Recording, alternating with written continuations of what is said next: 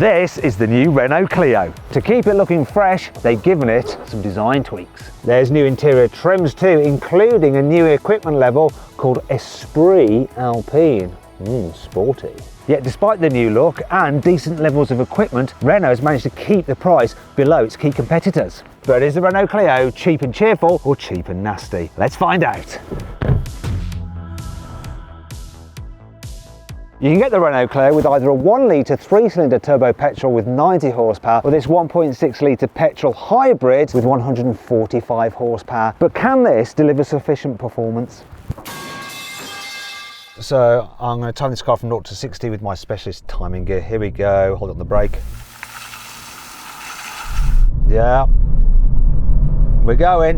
What's it going to do?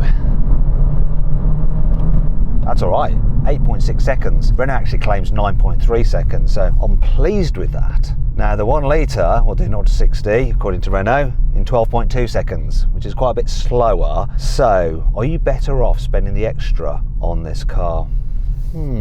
The entry-level petrol starts from £18,000. The hybrid, though, starts from £21,600. So it's £3,600 more expensive, though the petrol is only available with a manual gearbox. The hybrid has an automatic. Plus, when you compare this car's cost to its key competitors, it undercuts most of them by about £2,000. Speaking of which, you can save an average of £2,800 off a Renault Clio through carwow. I mean, this top spec version that I've got here, the hybrid Esprit Alpine, it's around £25,000. But what are you getting for your money?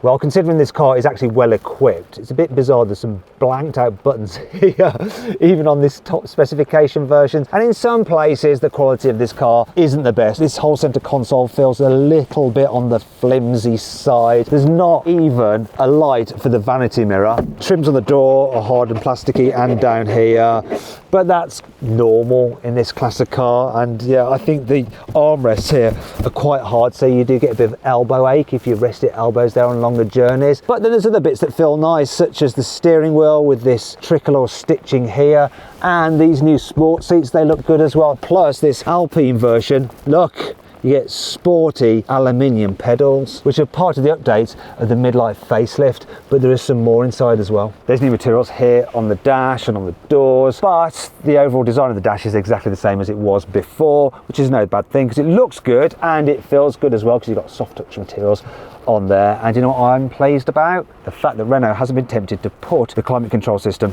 through the touchscreen. You've got some proper buttons there so you can twiddle the knob to set things up just as you want them, nice and quick. I like that. However, Renault has made some changes to the outside of the car. The whole front end has been redesigned, so you've got a different look grille, you have these new LED daytime running lights there, and all models now get LED headlights as standard. Depending on which version you go for, the actual bits of trim can look slightly different. I mean, it looks more aggressive than the pre-facelift car, although overall I preferred the cutesy look of that one. This is a bit fussy.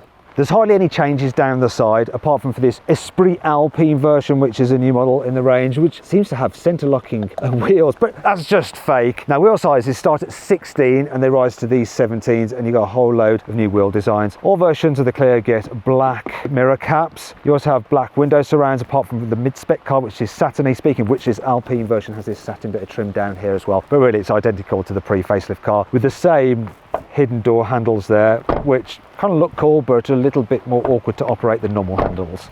Round the back there's a redesigned rear bumper that now has some fake venti thing going on here. Not a fan of that. I do like the new Renault badge though, and the new tail lights. They look good, and overall I think it's quite a smart looking little car, and obviously being little, that means that it's going to be easy to drive around town, right? Well, it is.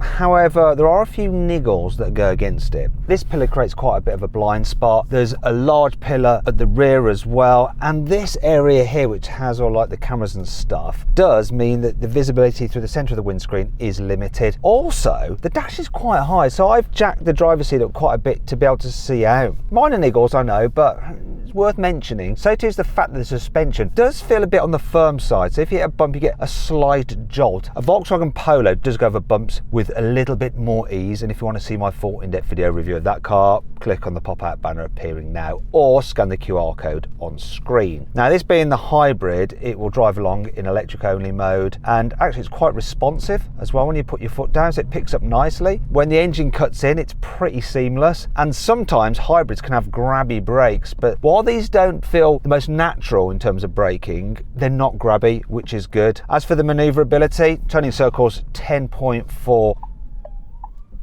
They're not coming for me, are they? Hey, undercover. They didn't spot me, I'm all right. Yeah, the turning circle, 10.4 meters, so it's about average for this class of car. And this one has some things to help me out, so I'm just gonna whack it into reverse and get out the parking system. There we go. I should be able to make it around here, no problem at all, and I can rely on the sensors and stuff. Ooh, look. How much room have I got there? It didn't even care, it's fine. Didn't phase it. Anyway, that does bring me onto the tech on this car. Is it any good?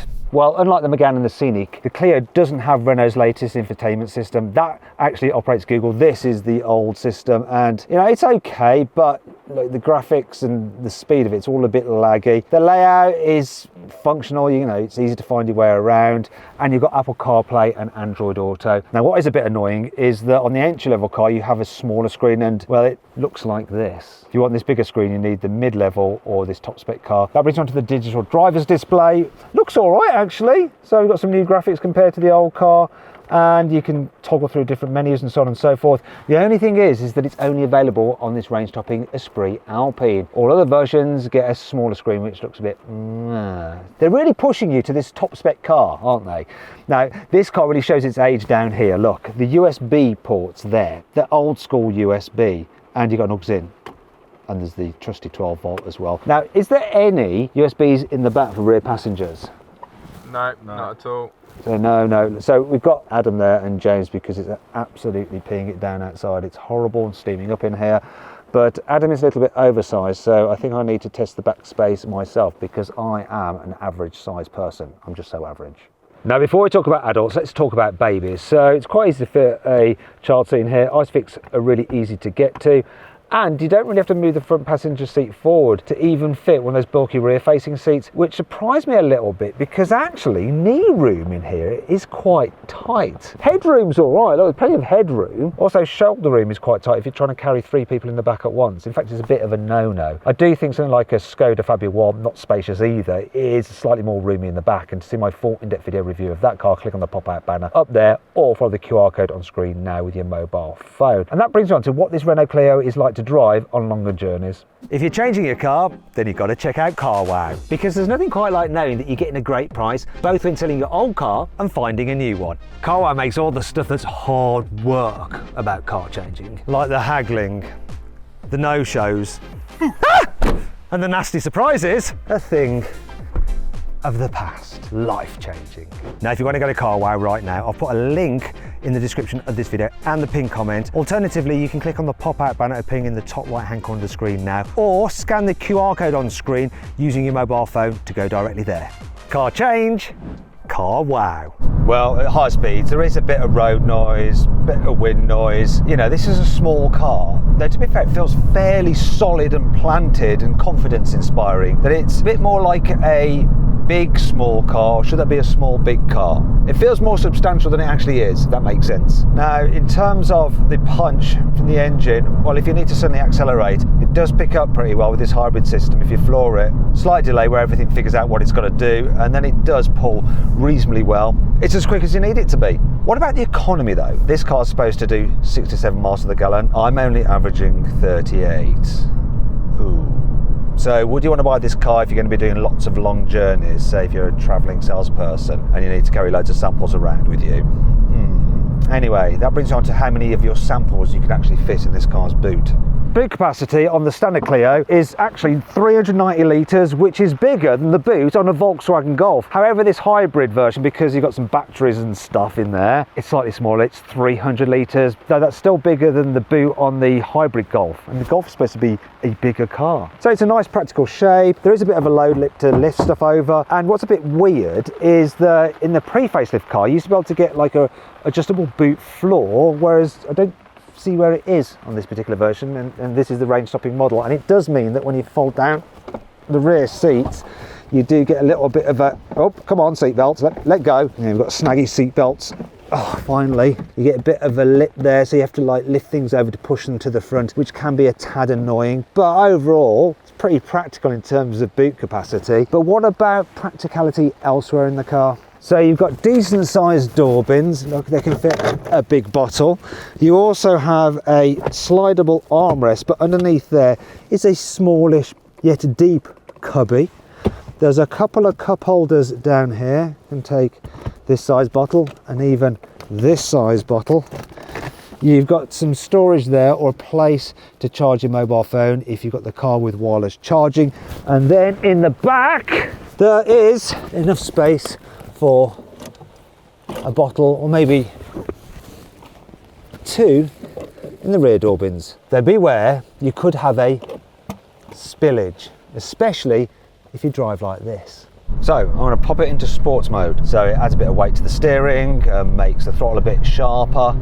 One thing I like about this Clio is that it's very sure-footed through the bends, and that slightly firmish suspension does pay off here when you're chucking it about through some corners. It's actually decent fun, you know. A Ford Fiesta was more fun, but that's not on sale anymore, and compared to all the other small cars, it's right up there. Maybe a Seat Ibiza, similar in terms of fun factor. If you want to see my full video review of that car, click on the pop-out banner or follow the QR code on screen now. But this car in hybrid mode seems to be delivering pretty decent performance. Stays nice and flat through the bends, gives you lots of confidence, and the pickup as well is good. And despite these horrible conditions, it's not struggling for grip really. I'm impressed. Small cars can be fun. They're nice and chuckable, and you know what, I spend too much of my time driving big SUVs. This takes me back to my youth, puts a smile on my face. Maybe this kind of driving has something to do with the car's poor economy, FYI. Maybe it does. Anyway, that brings on to 5 annoying things about this car. You see, I think the Clio's slightly feisty nature encourages you to drive a bit enthusiastically. Because when I drove the Renault Captur, which has the same engine and hybrid system as this particular car, I managed 54 mpg rather than the 38 in this. Anyway, I'll tell you what's really annoying. The fact that if you want adaptive cruise control on this car, it is only available on this very top spec Esprit Alpine version. You can't get it on any other models, unlike with the Toyota Yaris when adaptive cruise is standard across the range. The rear window wiper is quite small, so while the back window is quite wide, when it's raining and you wipe it, you only have this much area to look through. Hello. The ventilation fan makes a whistling sound if you have it at setting 3 or above.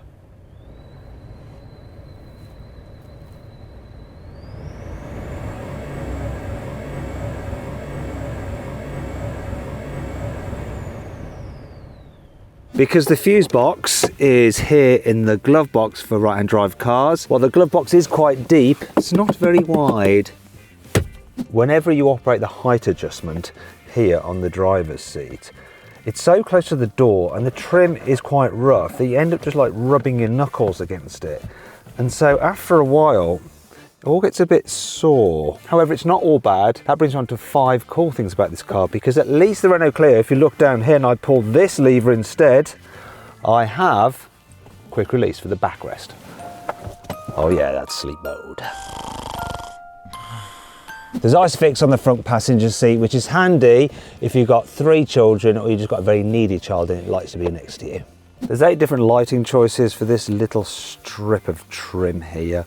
So you can choose between here, just like normal white, blue, green, red, purple, blue, yellow, and orange. I'll just run through them again so you can see it. Da-da, da-da, da-da, da-da, da-da, da-da. Little bit of a shame there isn't more lighting strips elsewhere in the cabin, but I suppose this is a relatively inexpensive car. The rather nice sporty seats of the Esprit Alpine model may look like they have leather on them, as does the steering wheel. But no, it's all non-animal material. It's vegan friendly, this car. No animals were killed or hurt in the making of the Renault Clio. If you put the car into EV mode, it's actually really good, the electric system on this car, that it lets you put your foot quite firmly down on the throttle without it cutting the engine in. Only if you really kick down will it bring the engine in, or if the battery goes too low. Speaking of which, there is an e-save mode, which will keep the petrol motor running to ensure that you have a certain level of battery always maintained. So if you want to then run in electric only mode, say at night or something like that, you've always got enough charge in your car. So then how does all of that affect my verdict on this car? Should you avoid, consider, shortlist, or just go right ahead and buy the Renault Clio? Well, it does have its faults, but overall it's a really good value small car, especially when you compare it to the price of its competitors. And for that reason, I think you should shortlist the Renault Clio. I hope you enjoyed the video. If you did, give it a like. Let me know what you think of it in the comments below. Click on the video windows for some more videos and on the CarWow logo to see how much you can save on your next car. Thanks for watching.